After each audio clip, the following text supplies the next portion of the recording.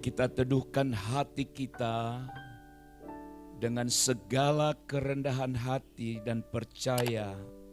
Kita dengarkan firman Tuhan saat malam hari ini. Ya Tuhan Allah kami yang bertahta di sorga, Allah yang kami kenal di dalam nama Tuhan Yesus Kristus, dan Allah yang hadir di tengah-tengah ibadah kami saat ini oleh kuasa Roh-Mu yang kudus. Ya Bapa, kami sudah memuji dan memuliakan Engkau melalui pujian kami malam ini.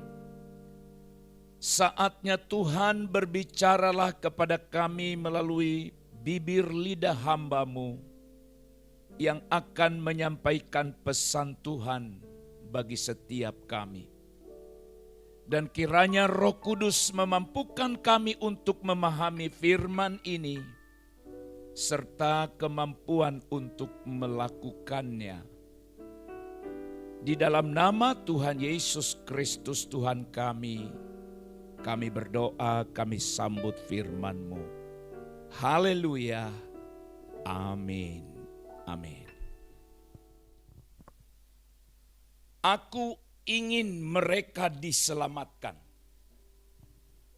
Itulah tema khotbah malam ini. Aku ingin mereka diselamatkan.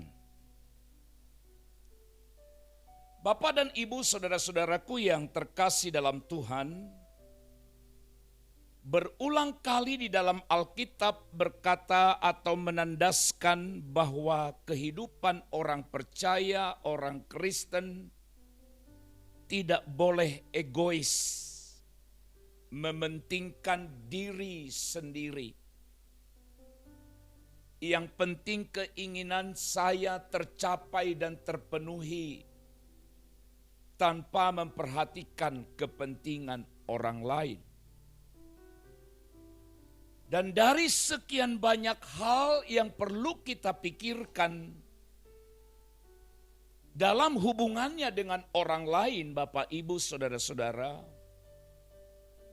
bahwa generasi kita atau kita saat ini harus berpikir bagaimana kehidupan rohani anak-anak kita, anak cucu kita kelak di kemudian hari. Kita harus memikirkan keselamatan mereka, keselamatan orang-orang di kemudian hari setelah kita. Dan tahukah Bapak, Ibu, saudaraku sekalian, salah satu sisi penting kehidupan rohani yang harus kita pikirkan tentu saja penyediaan sarana ibadah. Yaitu rumah Tuhan atau gereja. Mari kita belajar malam ini dari pribadi Nuh. Dalam Ibrani pasal yang ke-11 ayat yang ke-7 demikian firman Tuhan. Karena iman maka Nuh dengan petunjuk Allah tentang sesuatu yang belum kelihatan, dengan taat mempersiapkan bahtera untuk menyelamatkan keluarganya. Dan karena iman itu ia menghukum dunia. Dan ia ditentukan untuk menerima kebenaran sesuai dengan imannya. Amin. Penulis kitab Ibrani dalam pasal ke-11 di sana kita menemukan tokoh atau pahlawan-pahlawan iman yang justru orang-orang ini adalah orang-orang perjanjian lama. Nah, salah satunya saudaraku sekalian, penulis kitab ini menyebut seorang yang bernama Nuh. Tentu saja semua kita tahu apa yang disebut dalam kitab Kejadian mengenai Nuh.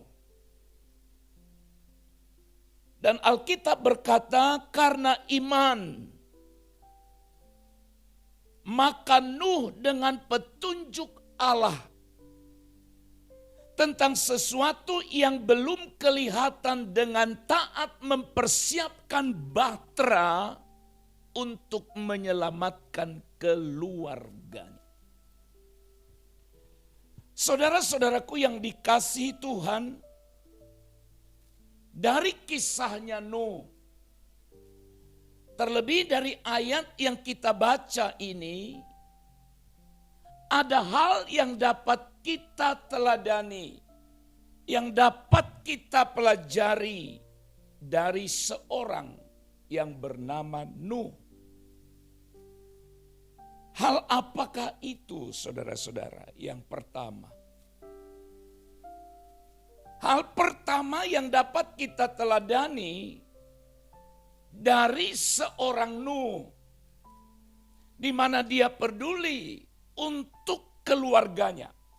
Dia peduli untuk generasi ke depan, supaya mereka terhindar dari kebinasaan.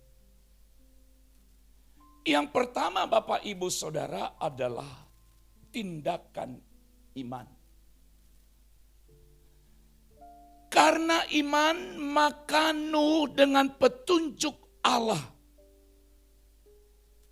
tentang sesuatu yang belum kelihatan. Tindakan iman. Menarik sekali saudara-saudara ketika kita membahas, berbicara mengenai iman, yang tidak boleh hanya konsep. Yang tidak boleh hanya sebuah teori, tetapi tindakan. Saudaraku yang terkasih dalam Tuhan,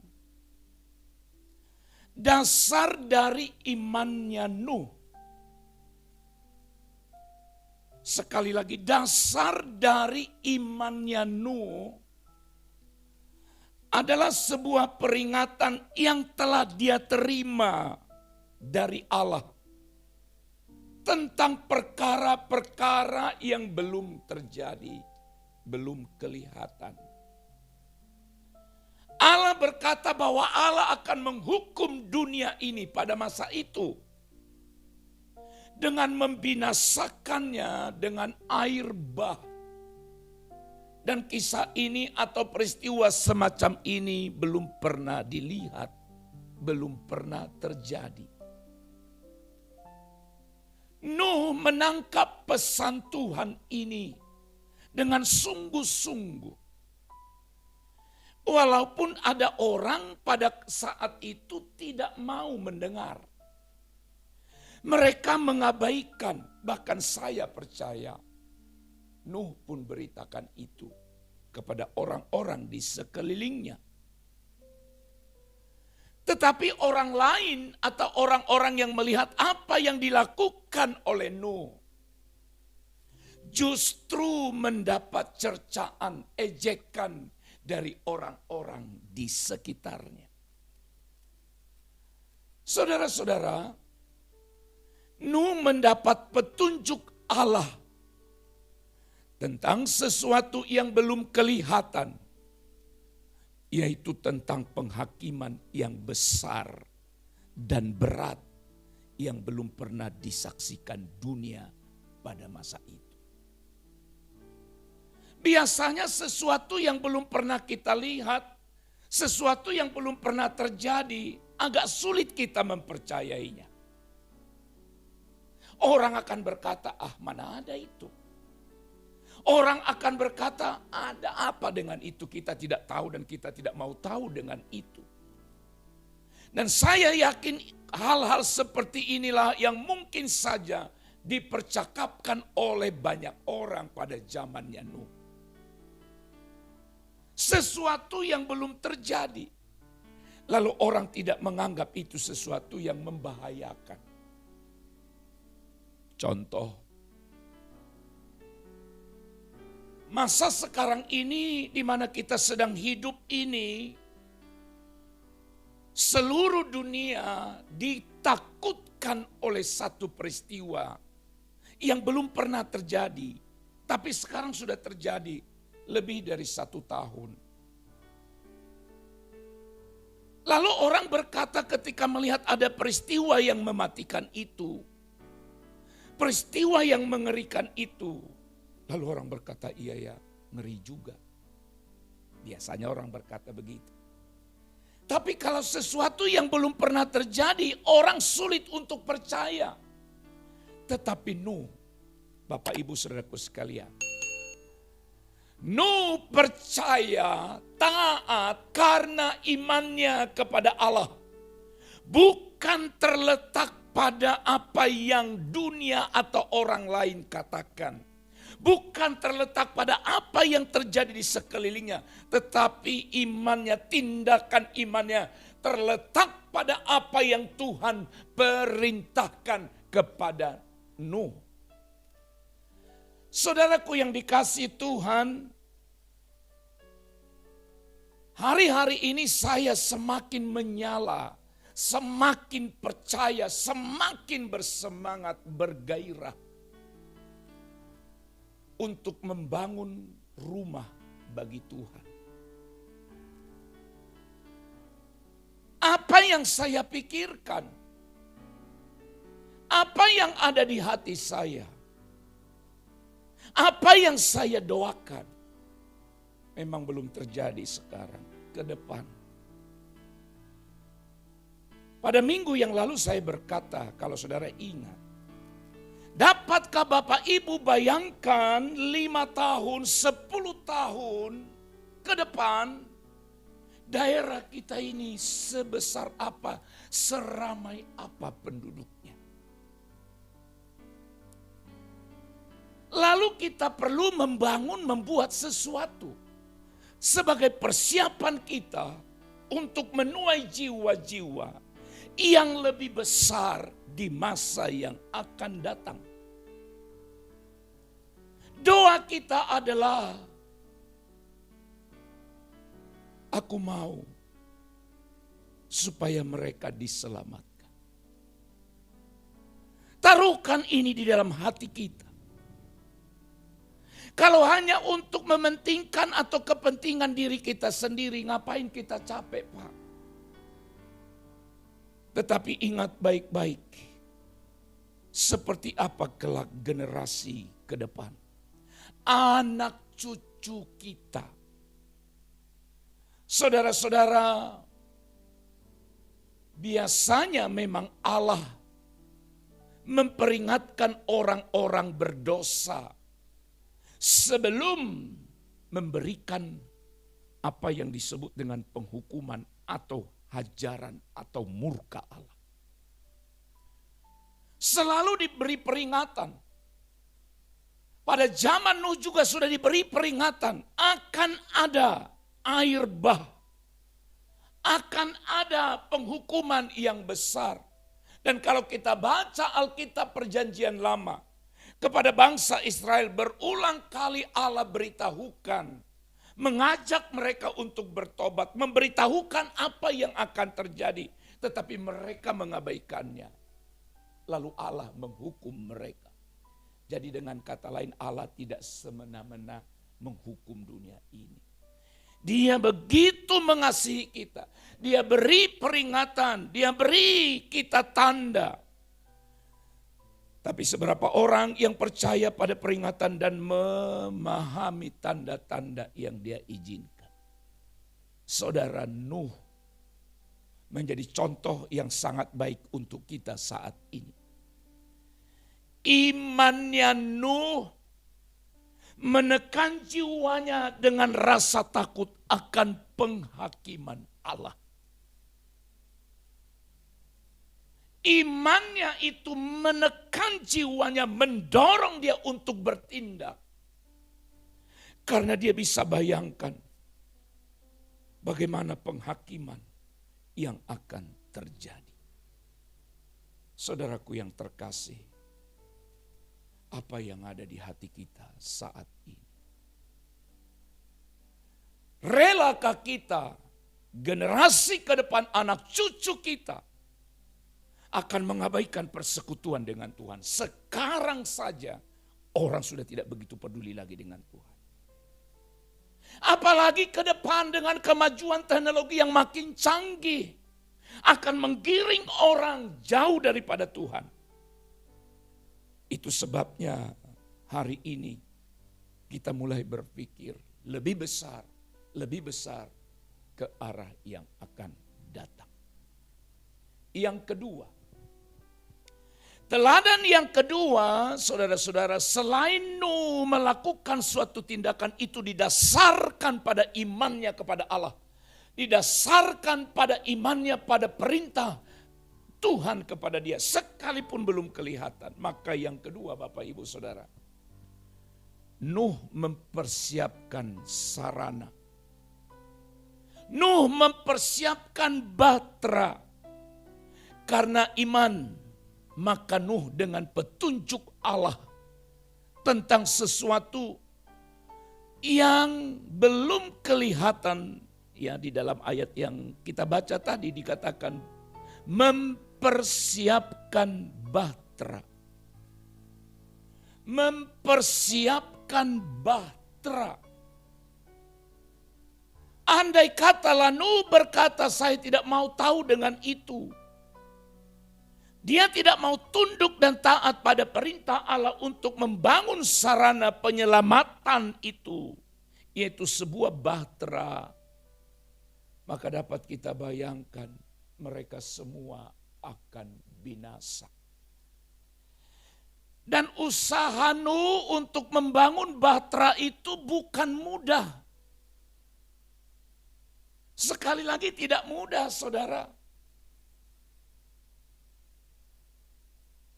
Dengan segala keterbatasan yang ada, dia harus membangun bahtera atas dasar petunjuk-petunjuk yang telah Tuhan tentukan.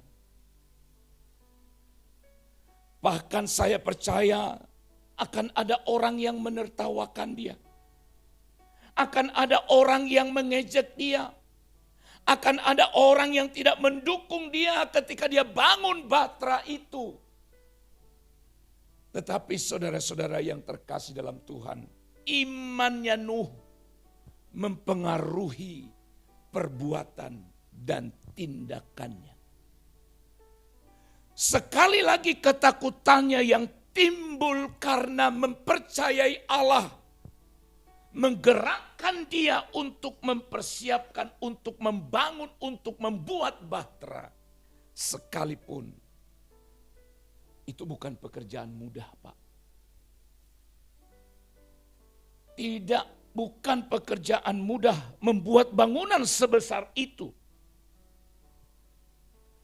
Tapi tahukah saudara, kalau baca Alkitab, kita tidak menemukan dalam Alkitab bahwa ia berbantah dengan Allah.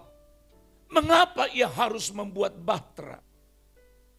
Dia tidak ada semacam sungut-sungut untuk berkata, untuk apa Tuhan?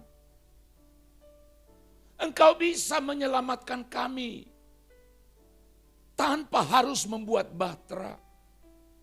Kalaupun bumi dikala itu harus di bumi hanguskan, Allah bisa saja menyelamatkan Nuh dan keluarganya tanpa membangun bahtera. Saya percaya itu dengan cara khusus. Tetapi harus ada bagian yang harus dikerjakan oleh Nuh sebagai bentuk ketundukan dan ketaatannya pada Tuhan Allah. Saudara-saudara, kenapa dia tidak berbantah? Kenapa dia tidak keberatan? Ternyata itu semua didasarkan pada poin yang pertama, imannya. Itu membungkam semua keberatan dan menetapkan hatinya untuk bekerja dengan sungguh-sungguh. Haleluya. Saudara harus siap untuk mendengar ocehan, untuk mendengar mendengar kata-kata yang akan melemahkan kita kelak. Ketika kita rencana untuk membangun bait Allah, membangun rumah Tuhan yang jauh lebih besar dari yang ada sekarang. Tapi sebelum orang bicara apa dengan saudara, firman ini yang harus mendasari seluruh tindakan kita. Saya yakin dan kita harus membangun bahtera itu. Membangun sarana itu, membangun gereja Tuhan, membangun rumah Allah yang jauh lebih besar. Tujuannya apa, saudaraku yang dikasih oleh Tuhan? Tujuannya adalah tujuan penyelamatan jiwa-jiwa. Sekali lagi, untuk apa? Untuk apa Nuh harus bersusah payah? Untuk apa Nuh harus menahan setiap cercaan ejekan orang di kala itu? Dengar baik, tujuan penyelamatan. Untuk menyelamatkan keluarganya. Kalau hanya untuk kita saja, cukup kita yang diselamatkan, tidak mau tahu, tak peduli dengan orang lain. Gereja ini sudah cukup, Pak. Sudah cukup. Tetapi sekali lagi saya terlalu yakin bahwa akan banyak orang yang akan mengejar daerah ini. Di mana akan banyak orang, semakin banyak penduduk. Maka dengar baik. Sama dengan sebuah wadah yang kita bawa ke pancuran untuk menampung air. Seberapa banyak air yang akan kita bawa dari pancuran itu, sebesar wadah yang kita bawa ke sana. Kalau wadah kita gelas, cukup segelas itulah yang dibawa pulang.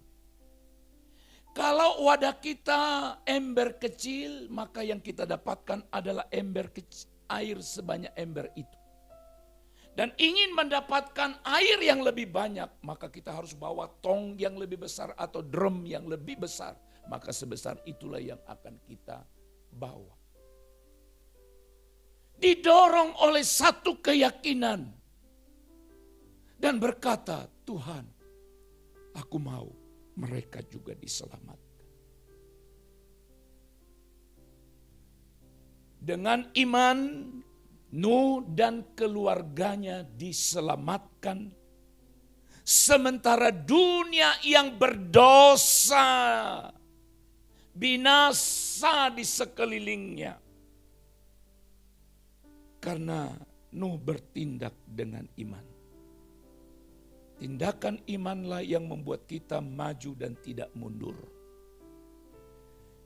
Karena imanlah yang membuat kita tidak akan gentar, tidak akan lemah, tidak akan putus asa. Sama seperti Nuh. Saudaraku yang dikasih oleh Tuhan, waktunya, saatnya kita berbuat, kita bergerak dengan apa yang dapat kita perbuat.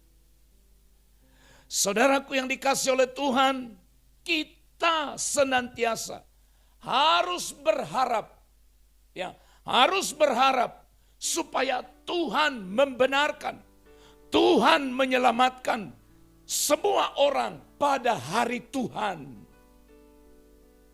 Hari Tuhan yang hebat dan dahsyat itu. Kitab Zefanya pasal yang pertama, ayat yang ke-14 menjelaskan hari Tuhan itu pahit. Pahlawan pun akan menangis. Berarti hari Tuhan itu hebat dan dahsyat. Maka saudaraku, kalau kita rindu orang lain pun diselamatkan. Kalau kita rindu anak cucu kita kelak ketika kita sudah tidak ada dan kita sudah menutup mata. Tapi mereka tetap beribadah pada Tuhan. Maka marilah kita mempersiapkan bahtera. Dan memastikan bahwa ada bagian kita di dalam Kristus. Saudara-saudara, marilah kita segera melakukannya sebelum pintu ditutup, sebab tidak ada keselamatan pada yang lain. Haleluya. Sekali lagi saya harus sampaikan kepada Bapak Ibu Saudara. Bukan karena kita mau gagah-gagahan. Bukan untuk mencari popularitas nama. Bukan untuk itu kita merencanakan membangun rumah bagi Tuhan. Tapi didasarkan pada kecintaan kita, kepedulian kita akan jiwa-jiwa di masa yang akan datang. Sehingga saudara-saudara, kita harus bersama-sama berkata, aku ingin mereka diselamatkan. Amin. Kita berdoa. Bapa di sorga, terima kasih Tuhan untuk firman-Mu yang sudah mengingatkan kami. Taruhlah di hati kami semua kecintaan, kepedulian kami akan generasi yang akan datang. Kepedulian kami atas kehidupan rohani orang-orang yang tinggal di daerah ini kelak. Itu sebabnya sebelum terlambat, sebelum waktunya tiba, kami harus menyediakan, membuat bahtera, membangun rumah bagi Tuhan sebagai sarana penyelamatan, di mana di rumah-Mu orang berkumpul, di rumah-Mu orang mencari Tuhan, mengaku Yesus Kristus adalah Tuhan dan mereka diselamatkan. Terpujilah Engkau Bapa, meteraikan firman ini di dalam setiap kehidupan kami. Dalam nama Yesus kami berdoa mengucap syukur. Haleluya. Amin.